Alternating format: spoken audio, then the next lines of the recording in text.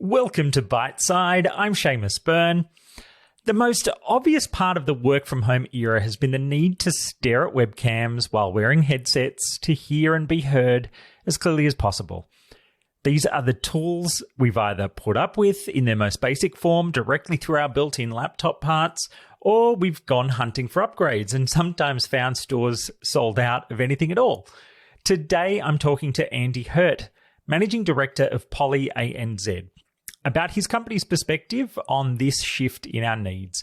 Poly has over half a century of pedigree in business-grade AV conferencing tools. It even made the communications headsets worn by the Apollo 11 crew when it landed on the moon. When office life was the norm, you probably used their equipment in a conference room or as a headset if you take lots of calls each day. Poly has had a lot of change in its own business over recent years, not just as the pandemic has seen it increase its availability of hardware designed for work-from-home users. The company used to be known as Plantronics, and in 2018 acquired Polycom before changing its name in 2019. I'll stop the story there because I kick off the conversation with Andy by asking for his version of how Poly has evolved in recent years. Let's jump in there and let him explain the rest.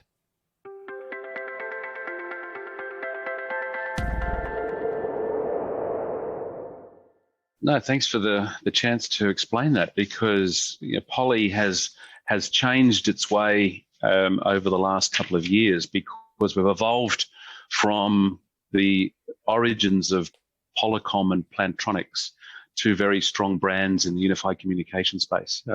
Polycom, with its heritage around video and video conferencing and being able to bring people together through this type of medium, through video and audio. And 2.5 to 3 years ago, the company decided to merge with Plantronics, which is obviously the name of the headset company that has had 60 years of evolving through building technology for headsets. And bringing those two companies together has really formed a company that can really call itself a specialist in endpoint communication, so whether it be audio or video. So our mantra right now is being able to give people the freedom to work sort of seamlessly from wherever.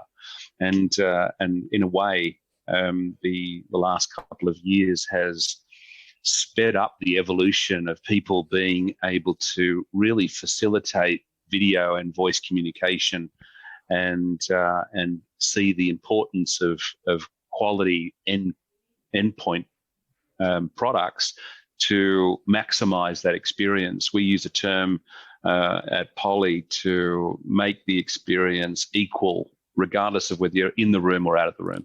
That a quality of experience is our mantra. So having that professional level, I'm sure we've all been on video calls or audio calls where one or two participants have a low-grade quality product, and you're always asking them to mute, or can you just mind going on mute because I can't hear the rest of the conversation going. And it's that weak link piece that we try and specialize in to make sure that the technology is being built to limit that issue. Or maximize the experience that people are having. So the change of Poly since it became Poly is that it has really evolved the technology from an endpoint perspective to ensure that happens, whether it be wearing on the head, whether it be a speakerphone or a speaker device, or it be a video device like this. That's really where we specialize. And we're a global company. We have a massive footprint worldwide, and I look after the business here in Australia and New Zealand. Excellent. Look, I always remember with the Plantronics team I used to talk to sometimes when they talk about the pedigree going back to the Apollo missions, you're like, yeah, that's some serious pedigree right there. That's hard to argue with. And it's funny how some of that same technology is still embedded in stuff we're doing today. I mean, as you said, the first real, I'll call it, commercial grade headset where it really had a specific purpose to make sure that the voice was heard from the moon to Earth.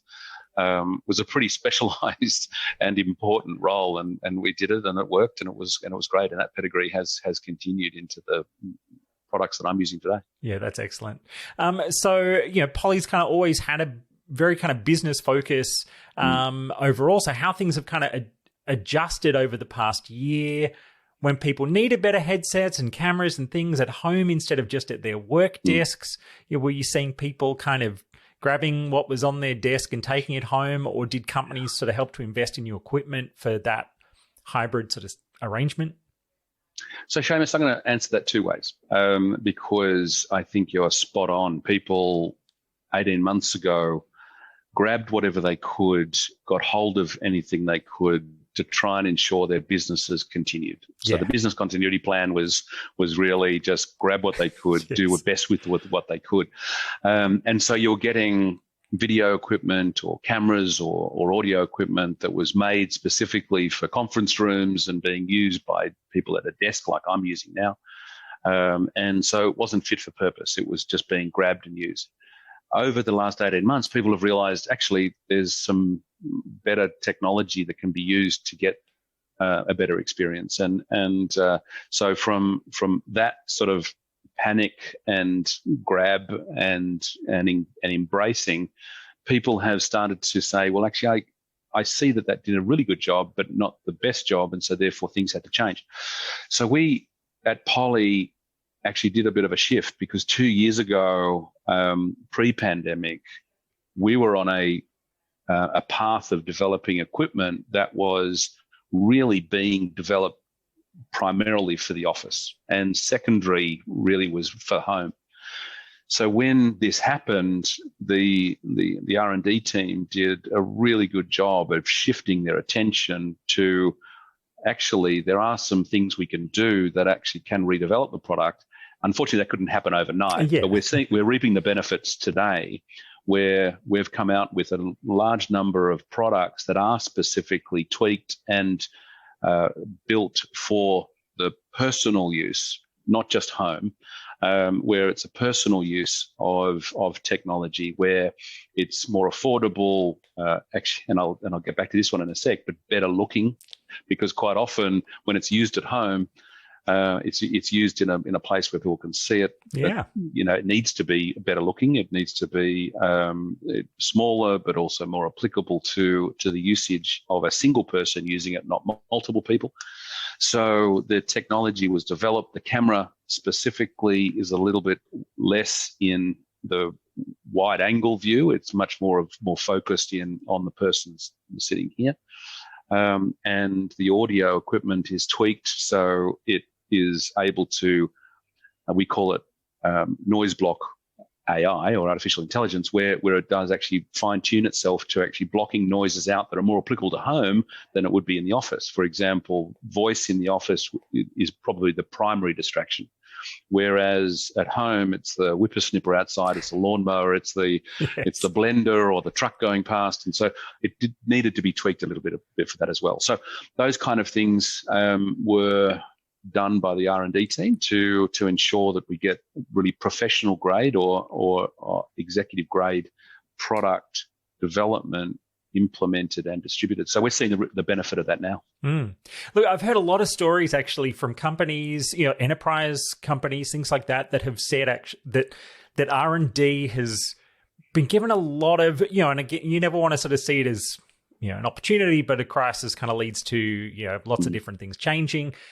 But the way that R&D has had a lot of opportunities to work on things that were always kind of side projects in a certain respect, because it was like, well, that's not the core thing we're selling right now. And then suddenly when it's like, there's a real need out there is a demand, let's upgrade those, whether it's software, hardware, finding those angles that have actually helped to drive this whole, I guess, work from home side of things a lot of years forward in terms of the capability of being able to do it easily. Yeah, and Seamus, the interesting thing for me, I'm in the sales side of the organization, which involves a lot of conversations with a lot of customers, and what we're finding is the customers are becoming incredibly well informed, but also they really do already have the drive from the from their employees or the teams that are saying, no, this is what I need, rather than the company saying, this is what you need. Yeah. And so it's driving it back into the businesses where they're saying, wow, how do I meet that demand? Because they're becoming incredibly well informed in what they're wanting, whether it be a device that with a headset that feels and looks like this, that is specific to my work style, might be different to your work style, or your preference, being an over ear or in ear or on ear, or, they're all different type of things that are personal preferences. But the other part, which has been an incredible leapfrog over the last 18 months, is people being very comfortable in front of a camera. Whereas 2 years ago, you'd go onto a meeting with 3 or 4 people and 2 of them will be muting and you'd never see them. Yeah. Right? So but people, and also the culture of meetings and the people that actually are involved in the meetings are quite comfortable saying, I'd prefer you have your camera on because I want to see you. I want to see the interaction. As you started with the conversation with us, it would have been nice to shake your hand and say hi and meet you face to face, but this is the next best thing. People are getting used to the camera, getting used to being able to drive this. So I think that's good. Now, alongside that whole, make do aspect of the past year, I think there's also certain almost competitors you're dealing with that wouldn't normally you have to think about. Like, I'm wearing a gaming headset right now. Yep. I know sort of in that kind of environment, that's sort of different kinds of ways people talk about, comfort or different things. But I know, Poly, I guess, is a good example. Entirely designed for all-day wearable headsets, things like that. How do you feel like Poly does really help to set itself apart when you're then pitching into that space of, even in the home environment, what you're offering is actually a better solution for the way someone might need to sit there and work? So, Seamus, one of the things that what I try and do when I speak to someone about that is things might sound good for you. What you need to make sure you're doing is asking the question, is this sounding good for the person you're talking to? So the microphone and the speakers in your headset have to work seamlessly together. And they have to have technology that is specific about making sure they do the job right. So your gaming headset may well sound terrific for you, and I'm sure it does, and it noise cancels a lot of the noise out to give you the best audio experience for you. What we specialize in is marrying that up with the audio speakers and the microphone to ensure the technology built into the microphone does the best job it can to stop noise cancelling of those distracting pieces. For example, if I'm tapping away on my keyboard, the noise blocking will hear that, block that out, make sure that you can't hear that. And even though things are happening, rustling paper, as I mentioned before about a truck driving past, or a bandsaw or a whippersnipper or a leaf blower outside, those noises are actually being cancelled out by the technology in our microphone. So where we differentiate ourselves is the blend between comfort, the blend between having the right technology making it sound good for you, but more importantly, quite often, it's the experience that other people are having to have that equality of experience in that communication experience that we're having now. Yeah. And look, I can see as well from what you're wearing, I do feel like, I regularly feel like the weight of, even this is quite an advanced gaming headset I'm wearing, it's like the weight of it slowly does feel like I get tired over the course of the day. It looks like you're wearing something that's far smaller, tighter, just more comfortable to keep wearing. Because yours is a more over ear. This is an on ear. Yeah. Then we have other technologies where I actually have this particular one, which actually is just a single ear, and it specializes actually in outdoor usage. Yeah, because it's got a series of microphones built into the bar that is there to listen and noise cancel, and also to make sure that it's doing the job to stop wind noises and those kind of things going through it. Yeah. But funnily, it's an in-ear model, and you literally can wear that for quite a while. It mightn't be everybody's cup of tea and how they look when they're wearing it, but it really does a great job in doing that. The other part is, Seamus, is when people start using then when they don't want to have the headset anymore. They've had a bit of a headset fatigue moment. Yeah. They want to just have a good speakerphone. If they're luxurious enough to have a room that allows for no one else to be distracted, they can use a speakerphone in that environment. So what I'm trying to articulate is that I think people have preference, but not just one job fits everybody. And whether it be in the office, whether it be, as I mentioned before, about the single ear when you're out and about or in transit or at home. I like this one for at home. And it's specifically built for a wireless environment, no cords, no cables. And so I can be flexible in where I am seated and doing, but there's other technologies. And that's only the audio side.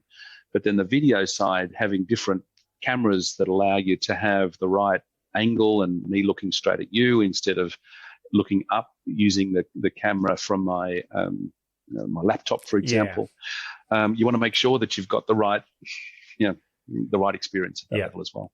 Look, I think you made a great point there too about actually thinking about how is it being received at the other end. As somebody who does a lot of podcasts, I have had a lot of times when guests might not quite grasp that that it's not enough to just have a pair of earbuds in, or sometimes they think the speakerphone mode might be fine straight off their laptop. And of course, the quality is pretty crazy. I'm sure people listening to this will be able to tell that you have the game covered a little bit better given the nature of your technology. So that's really good. I've got a luxurious position to have that option of having multiple alternatives. But when I joined the company, I was surprised we had so many lines of products. I sort of thought, gee, it's an area that do we need as many? But and this is a bit of a segue into some of the research we do, and that is that we look at work styles of individuals in organizations. And this is how we also sell to large companies and help them understand that if you just want to give all your employees a headset, you're going to get a result. You're not going to get the best result. You've got to get a situation where we class them as personas in the type of work style they do. Certain people like different technologies to help them do their job based on the work style that they are and how they perform. So what we try and do is help them survey their employees to give them the idea of maybe this set of technology might be more applicable to you. And whether it be, as I mentioned, on-ear, in-ear, this type of video equipment, etc., it lays it out for them that it's not giving the employee 100% of the choice, because otherwise you would never get, it'd be a nightmare in an organization to let everybody have that. But what it does is categorize them into 6 areas or 6 personas that allow them to then say, well, I'm a flexible worker in the office, or I'm a mobile worker, or I'm a mobile executive, and it gives them a choice of saying, okay, well, this is more applicable to you in your work style. And so it gives that choice. And yes, it means probably more than one product will actually be the best thing for you. But it gives that level of understanding that we're listening to you because you have personal preference, where some people like I'm lucky enough that I don't care about my hair getting messed up or whatever else. And so having over technology is fine for me, but not for others. And so personal preference does come in. Yeah. And then you go purposely down a contact center or a call center where one ear where they have to communicate with their supervisors, etc. You've got different personas, different work styles based on jobs they perform. Now let's talk a bit about the video bar tech, because it seems like it's a really like a growing category, that idea of just being able to hit go and have a great video chat experience. As you say, if you're in the environment where you don't have to worry about that sort of extra noise and things, but there's clearly new products in this space. So how have you seen that evolving for Poly? So we came out with sort of 2 specific lines of video bars, one with a codec built into it. And what a codec means is that it has technology built in. As you said, you don't need a computer specifically to run the device. It all has the smarts in it that allow you to then just go onto a call, and it has all of that smarts in it, whether it be specifically built for a cloud platform like Teams or Zoom or one of the other cloud providers. That's the codec built into it. And that has great speaker technology, great video technology.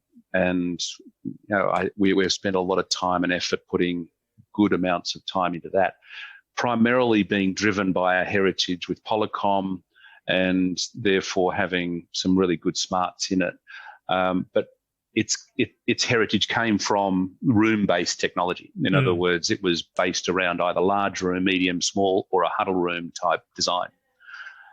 Then what we started to see is people wanted to bring their own device into meeting rooms or bring your own device, so the compute power is in the laptop or in a computer inside the room, where not as much technology or not as much smarts needed to be built into the bar.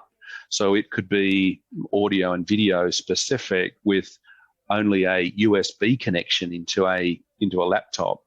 And then it would be an extension of your laptop and have the camera and audio device built into it. So then in real terms, the codec is then built into the laptop. And so then it didn't matter if you're connected to Zoom or Teams or whichever, all the smarts were built into the laptop. So we've gone down the path of then taking that one step further and then specifically building those bars even for the home market as well. So where you've got an individual, I'm using one at the moment for my camera, where I can switch to it being the audio device as well, where, I mean, you'll see if I move away a little bit, it'll then start to, it should. I've seen it adjust a couple of times. It's zooming into me. Yeah. So it's like having a sort of a video camera crew sitting there, and I move back in, and it will then readjust. Yeah. And it does it quite like smoothly as well, I have to say. When I first read about that, I wasn't sure, but it has that, kind of nice, smooth zoom to it, so it feels natural. It's that kind of technology that just adds that little bit of extra professionalism in having the real estate in a bar. Yeah. So it can have a little bit of smarts in the camera, so it allows that to happen, and you get the video work, but also the audio. And then there's one piece which allows for that to happen is there's multiple microphones to give an idea of where you are positioned, and it will focus its attention on. Yeah, right. Yeah. No, it's really great stuff, and it does seem like it's helping a lot of people, take that next step. And one of the features I noticed in there is the privacy shutter, and I've seen that even on the smaller sort of webcam from Poly. It again, a growing feature. Maybe it's part of that changing environments thing, but what's your thinking around why it's gaining prominence on the list? It seems more broadly as well. People are just being more aware of this kind of a question.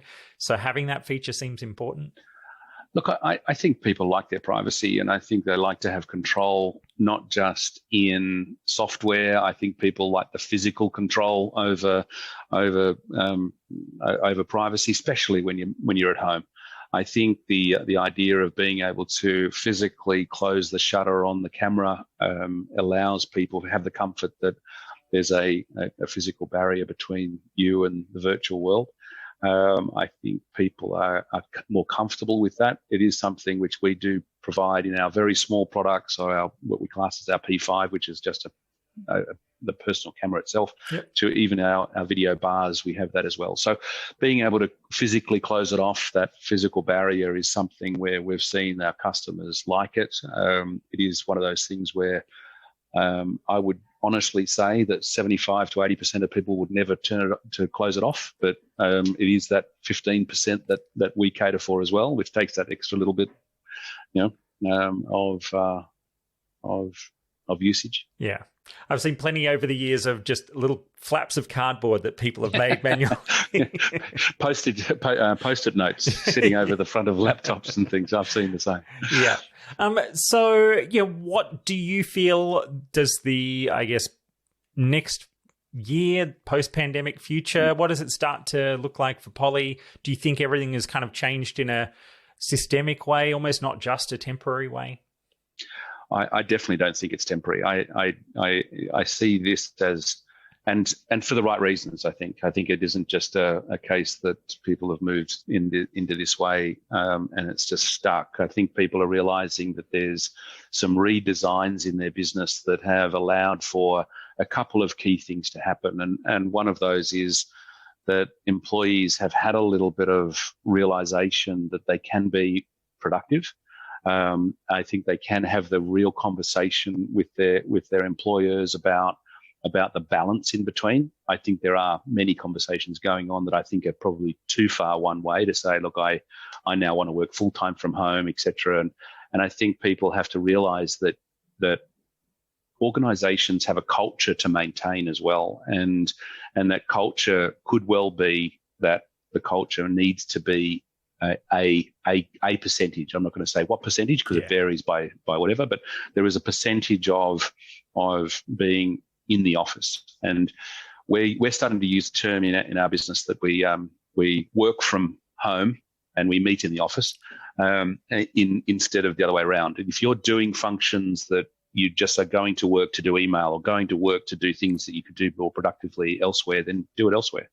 We've been as you rightly put, we're in a luxurious position to have technology at our fingertips to allow us to be pretty able to do that. But not all companies have, but they realize that it is important to invest that way. I think the hybrid concept is one here to stay. We're seeing the percentages go up from about 45 to about 65% of organizations have said that they will absolutely embrace more of that hybrid mobile environment than they would have pre-pandemic, which shows that trend is here to stay. At Poly, we've broken our sort of workforce into a series of, and I'll lay it on top of that again is personas, but underneath that is the work practices of different functions inside the business, and that is that either 40% of the business will actually come back to work at least 4 days a week.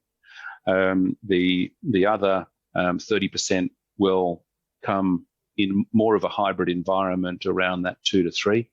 And then there'll be only a small, or I say small, but around that 30% mark will be remote always. In other words, there won't be an office in your area or whatever else, and you will just be basically working remotely.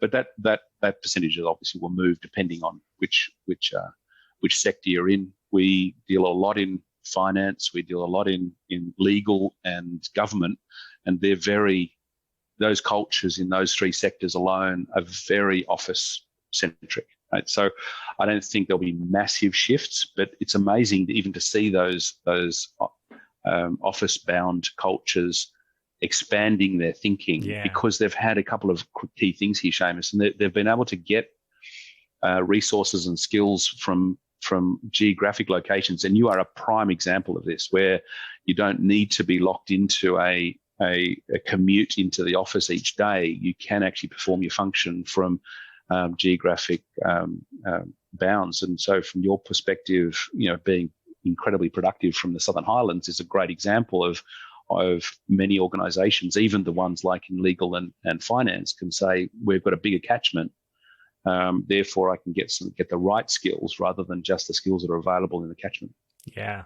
And look, I have no doubt Poly must be very good at dog fooding its technology in this context as well, then, given, there's plenty of industries you're not quite sure. Are the people really using the thing they're selling me? Whereas there'd be no question for you guys. Well, it was interesting, actually. I was on a call just now, and even all of us it was an internal call, and we all talked about the fact, is everybody at the right level of demonstrating every feature of our products, and all the questions you just asked, to be able to ensure that we can demonstrate that wherever we are.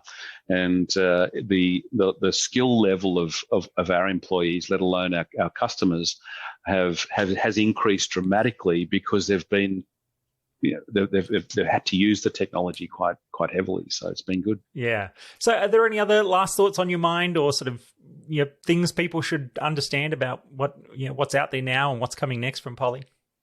Well, I think you've nailed the key points, but I think the key takeaways for that I like to leave my customers with and people I talk to about this is to be open-minded about testing the different technologies. Be open-minded about when you start a call, say, how am I sounding? Am I clear enough in the call? Make sure that my video is working. Make sure that what you're doing is going to be a clear conversation. Is there anything I can do to improve what I'm doing? I think that allows that to happen. The second part is I think it's interesting when you are on video calls every day, how you condense your day into time slots very differently than you did if you went to the office. Give yourself some time. Give yourself some free time. Get up and walk around. Make sure that you have that 15-minute decompress. Make sure that you have a conversation about nothing involved with the agenda to allow you to realize that is an important way of interacting with people. So the way that people do interact in the room virtually is as important, and I think that equality of experience is critical, and using a professional device does allow for that incremental level of communication that allows you to do a lot more things than normal. I mean, I've started to employ people without physically ever meeting them, and that's something which I never thought I'd do 2 years ago. When they literally just live in the same city, but not being able to meet them and having to have these kind of conversations to employ people allows you to use different techniques. And look, it's a great sector to be in, but I think the usage of technology, but try different ones, try different technology, because I think you'll be amazed at the difference. Excellent. Look, thank you so much for your time, Andy. Really appreciate it. Seamus, it's been a pleasure.